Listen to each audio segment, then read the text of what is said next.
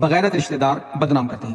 کیا تم سے یہ امید کی جا سکتی ہے اولاد کے اندر زہر بھرا جاتا ہے، تم زمین میں فساد کرو اور رشتوں کو توڑو، کیونکہ اس نے اپنے ماں باپ کے اوپر لعنت کی، پھر وہ گالی دیتا ہے اس کے باپ اور اس کی ماں کو۔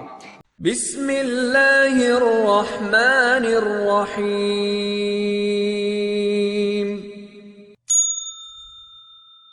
الحمد للہ رب العالمین، الصلاۃ والسلام علی رسول الامین والعاقبۃ للمتقین، اما بعد فاعوذ باللہ السمیع العلیم من الشیطان الرجیم من ہمزہ ونفخہ ونفثہ، رب اشرح لی صدری ویسر لی امری واحلل عقدۃ من لسانی یفقہوا قولی۔ پیارے دوستو، بھائیو بہنوں، سب کو اسلامی طریقے سے خوش آمدید کہتا ہوں۔ السلام علیکم ورحمۃ اللہ وبرکاتہ۔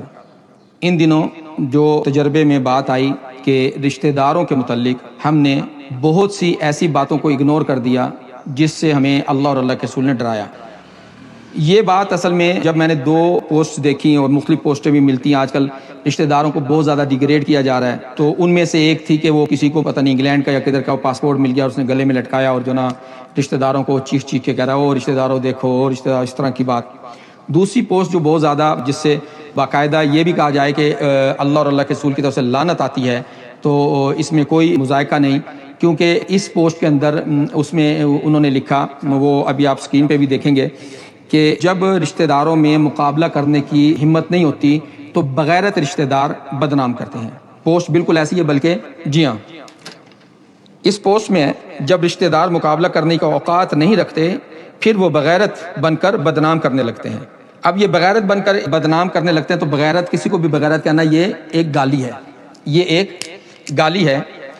اور اللہ کے نبی محمد رسول اللہ صلی اللہ علیہ وسلم کی حدیث ہے جو ہمیں ملتی ہے صحیح مسلم میں، اگر میں بھول نہیں رہا، عن عبداللہ بن عمرو رضی اللہ تعالی عنہ قال قال رسول اللہ صلی اللہ علیہ وسلم ان من اکبر الکبائر، کہ محمد صلی اللہ علیہ وسلم نے کہا کہ بڑے گناہوں میں سے ایک گناہ کیا ہے، ان یلعن الرجل ابویہ، کہ ایک شخص اپنے ماں باپ کے اوپر لعنت کرے۔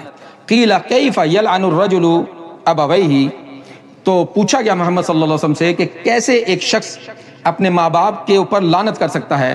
قال، تو کہا محمد رسول اللہ صلی اللہ علیہ وسلم نے، یسب الرجل ابا الرجل، ایک شخص گالی دیتا ہے دوسرے شخص کے باپ کو یا کسی شخص کے باپ کو، فیسب اباہ و امہ، تو پھر وہ گالی دیتا ہے اس کے باپ کو اور اس کی ماں کو۔ یعنی کہ کسی کو گالی دینا یہ ایسے ہی ہے جیسے اپنے ماں باپ کے اوپر لعنت کرنا، او کما قال رسول اللہ صلی اللہ علیہ وسلم۔ کیونکہ رشتہ داروں کے متعلق ہم لوگوں نے نہ تو پڑھا اور نہ ہی ہمیں بتایا گیا، اور اس قسم کی پوسٹ سے پتہ چلتا ہے کہ گھروں کے اندر اسلامی تعلیمات، رشتہ داروں کی اہمیت یہ بالکل نہیں بتائی جاتی، بلکہ کچھ پوسٹ تو ایسی آتی ہیں جن سے پتہ چلتا ہے کہ رشتہ داروں کے خلاف اولاد کے اندر زہر بھرا جاتا ہے، یا اولاد اگر ماں باپ نے ایسا نہیں کیا تو اولاد ان کی یاریاں دوستیاں، باہر اٹھنا بیٹھنا، کیونکہ بندے کے کریکٹر سے، بندے کے قول اور فعل سے پتہ چلتا ہے یا تو اس کے گھر کا یا اس کے دوستوں کا جن کے ساتھ وہ اٹھتا بیٹھتا ہے۔ کیونکہ محمد صلی اللہ علیہ وسلم نے فرمایا کہ دوست اپنے دوست کے دین پر ہوتا ہے، یعنی دوست اپنے دوست کے طریقے پر ہوتا ہے۔ جہاں تک رشتہ داروں کا معاملہ تو محمد رسول اللہ صلی اللہ علیہ وسلم کا کوئی بھی خطبہ آپ اٹھا کر دیکھ لیں، وہ خطبۃ الجمعہ ہو، وہ خطبۃ الحاجت ہو، وہ کوئی بھی خطبہ ہو، اس کے اندر محمد رسول اللہ صلی اللہ علیہ وسلم سورہ نساء کی آیت نمبر 1 یہ ضرور پڑھا کرتے تھے، اور یہ آیت کیا ہے، یا ایھا الناس اتقوا ربکم الذی خلقکم من نفس واحدہ وخلق منها زوجها وبث منهما رجالا کثیرا ونساء واتقوا اللہ الذی تساءلون به والارحام ان اللہ کان علیکم رقیبا۔ کیا مطلب؟ اے لوگو، ڈرو اس رب سے جس نے تمہیں ایک جان سے پیدا کیا اور اس سے اس کی بیوی کو پیدا کیا، پھر ان دونوں سے بہت سے مرد اور بہت سی عورتوں کو پھیلایا یا پیدا کیا۔ واتقوا اللہ، اللہ سے ڈرو جس کے ذریعے یا جس کے نام سے یا جس کے وسیلے سے تم ایک دوسرے سے مانگتے ہو یا سوال کرتے ہو، اور ڈرو اپنے رشتوں کے متعلق بھی، یعنی رشتوں کو توڑنے سے بھی ڈرو، اللہ کا تقوی اختیار کرو، اللہ کا تقوی اختیار کرو۔ اور جب ہم پڑھتے ہیں سورہ محمد صلی اللہ علیہ وسلم، سورت نمبر 47 آیت نمبر 22، 23 اور 24، وہاں پہ بھی اللہ سبحانہ و تعالیٰ نے، پہلے ہم نے دیکھ لیا کہ محمد صلی اللہ علیہ وسلم نے ایسے شخص پر لعنت کی کیونکہ اس نے اپنے ماں باپ کے اوپر لعنت کی۔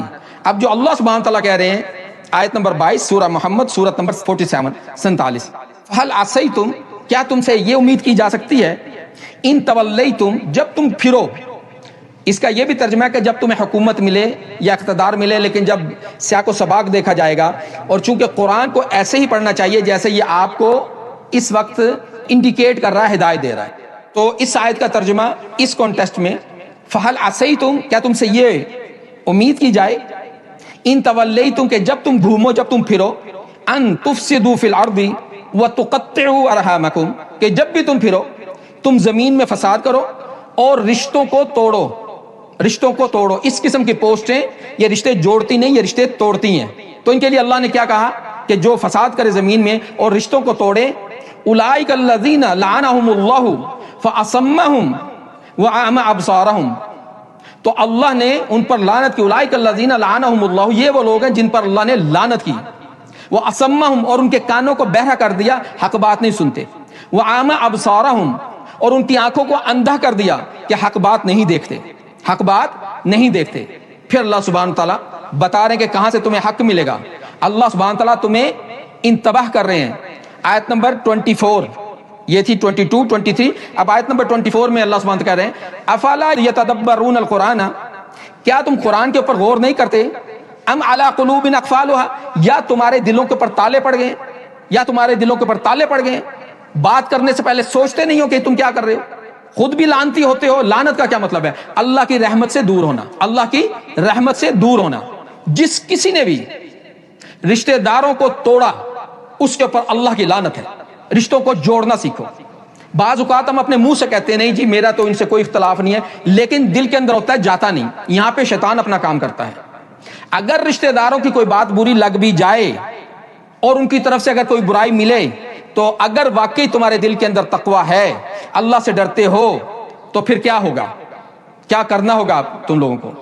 اللہ سبحانہ وتعالیٰ کہتے ہیں سورہ فصلت، سورہ فصلت کی آیت نمبر 34 سے پڑھتے ہیں وَلَا تَسْتَوِي الْحَسَنَةُ وَلَا السَّيِّئَةُ اِدْفَعْ بِالَّتِي هِيَ أَحْسَنُ فَإِذَا الَّذِي بَيْنَكَ وَبَيْنَهُ عَدَاوَةٌ كَأَنَّهُ وَلِيٌّ حَمِيمٌ وَمَا يُلَقَّاهَا إِلَّا الَّذِينَ صَبَرُوا وَمَا يُلَقَّاهَا إِلَّا ذُو حَظٍّ عَظِيمٍ۔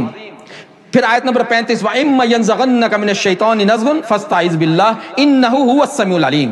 اللہ سبحانہ تعالیٰ کہتے ہیں آیت نمبر 34 میں وَلَا تَسْتَوِي الْحَسَنَةُ وَلَا السَّيِّئَةُ، اچائی، نیکی اور برائی ایک جیسی نہیں ہے۔ ادفع باللتی ہی احسن، تو برائی کو دور کر دو اچھائی کے ساتھ، احسن طریقے کے ساتھ۔ پھر اگر تمہارے اس کے درمیان کوئی عداوت ہوگی تو وہ تمہارا بہت اچھا دوست بن جائے گا، تمہارے اس سے بہت اچھے تعلقات ہو جائیں گے۔ پھر اللہ کہتے ہیں وما یلقاها الا الذین صبروا، یہ صرف انہی کو ملتا ہے جن کے اندر صبر ہوتا ہے۔ صبر یہ نہیں کہ چپ کر کے بیٹھ جاؤ، صبر کا مطلب ہے کہ تم اپنے کام میں لگے رہو، کچھ بھی ہو، اچھائی ہو برائی ہو، لوگ برا کہیں تانے دیں، لیکن تم نے پوری جستجو کرنی ہے، یکجوئی کے ساتھ اللہ کے دین کو آگے پہنچانا ہے، اللہ کے احکام کو آگے پہنچانا ہے۔ خاص طور پہ یہاں پہ رشتہ داریوں کی بات ہو رہی ہے، تو رشتہ داریوں کی رشتہ داروں کی طرف سے کچھ بھی ہو تم نے یکجوئی کے ساتھ ان کی اصلاح کرنی ہے۔ ہدایت دینے والا اللہ ہے، لیس علیک ھداھم ولکن اللہ یہدی من یشاء، تیرا کام نہیں، یہ اللہ کے نبی صلی اللہ علیہ وسلم کو اللہ سبحانہ کہہ رہے ہیں لیس علیک ھداھم۔ جب اللہ کے نبی صلی اللہ علیہ وسلم کو اللہ نے کہہ دیا کہ یہ تم پر نہیں ہے کہ تم ہدایت دو، تو ہم کون ہوتے ہیں ہدایت دینے والے؟ ہدایت اللہ نے دینی ہے۔ ہدایت کس نے دینی ہے؟ اللہ نے دینی۔ ہمارا کام ہے لوگوں تک پہنچانا، لوگوں تک کھول کھول کر پہنچانا، اس قرآن کو بیان کرنا، اس قرآن کو بیان کرنا۔ اس لیے رشتہ داروں کو جوڑنا، اس میں کیا ہوگا؟ یہ حدیث ہمیں ملتی ہے صحیح بخاری میں، عن عائشہ صدیقہ رضی اللہ تعالی عنہ قالت قال رسول اللہ صلی اللہ علیہ وسلم الرحم معلقۃ بالعرش، رحم جو ہے، جو ناتا ہے، جو رشتہ ہے، معلقۃ بالعرش، یہ عرش کے ساتھ چمٹا ہوا ہے، لٹکا ہوا ہے۔ تقول، تو کہتا ہے من وصلنی وصلہ اللہ، جو مجھے جوڑے اللہ اس کو جوڑے۔ کیا مطلب؟ کہ جو مجھے جوڑے اللہ اس کو اپنی رحمت کے ساتھ جوڑ لے۔ ومن قطعنی قطع اللہ، اور جو مجھے توڑے یعنی رشتے کو توڑے، رحم کا مطلب ہوتا ہے ماں باپ کی طرف سے جو رشتہ داریاں ہوتی ہیں، جو ان کو توڑے تو اللہ اس کو توڑے، قطع اللہ یعنی اللہ اس کو توڑے، اللہ اس کو اپنی رحمت سے دور کرے۔ اس لیے جس نے رشتوں کو جوڑنے کی کوشش نہیں کی، جس نے اپنی انا کا مسئلہ بنایا، اللہ اس کو اپنی رحمت سے دور کرے گا، اس کے اوپر اللہ کی لعنت بھی ہوگی، اور اللہ اس کو بھی کبھی جوڑنے نہیں دے گا۔ ہمارے گھروں کے اندر جو اتنی پرابلمز ہیں، اس کی ایک وجہ یہ بھی ہے کہ ہم رشتہ داروں کا خیال نہیں رکھتے، ہم رشتوں کو اہمیت نہیں دیتے، اپنی انا کا مسئلہ بناتے ہیں، پھر اللہ کی رحمت نہیں آتی، پھر اللہ کی رحمت نہیں آتی۔ جب ہم پہ مشکلیں آئیں تو اللہ کا خوف کریں، کیونکہ جب ہم سورہ طلاق پڑھتے ہیں آیت نمبر 2، 3، 4 جب ہم پڑھتے ہیں کہ اس میں اللہ سبحانہ وتعالیٰ کہتا ہے وَمَن يَتَّقِ اللَّهَ يَجْعَل لَهُ مَخْرَجًا، جو اللہ سے ڈرے گا، اللہ کا تقوی اختیار کرے گا۔ اللہ کا تقوی اختیار کرنے کا کیا مطلب ہے؟ جو اللہ نے حکم دے دیا کرنے کا وہ کرو، جس سے اللہ نے منع کر دیا اس کو چھوڑ دو، جس کا حکم دیا فَاتَّقُوا اللَّهَ مَا اسْتَطَعْتُمْ، اللہ کا تقوی اختیار کرو، مَا اسْتَطَعْتُمْ، اپنی استطاعت کے مطابق۔ جو کام تم سے ہو نہیں سکتا اس کا اللہ نہیں پوچھے گا۔ وَيَرْزُقْهُ، اور پھر اللہ سبحانہ و تعالیٰ اس کو رزق دیں گے ایسی جگہ سے جہاں سے اس کو پتہ بھی نہیں چلے گا۔ تو رزق صرف یہ نہیں کہ پیسہ آئے گا، گھر میں چین سکون آ جائے گا اگر رشتوں کو جوڑیں گے، رشتہ داروں کا خیال رکھیں گے، اپنی انا کا مسئلہ نہیں بنائیں گے۔ تو اللہ سے اس دعا کے ساتھ ربنا لا تزغ قلوبنا بعد اذ ہدیتنا، اے ہمارے اللہ ہمارے دلوں کو ٹیڑھا مت کرنا اس کے بعد کہ تو نے اس کو ہدایت دے دی۔ وَهَبْ لَنَا مِن لَّدُنْكَ رَحْمَةً، اور تو ہمیں اپنی طرف سے اپنی رحمت عطا فرما، إِنَّكَ أَنتَ الْوَهَّابُ، صرف تو ہی دینے والا ہے۔ اقول قولی ھذا واستغفر لي ولکم۔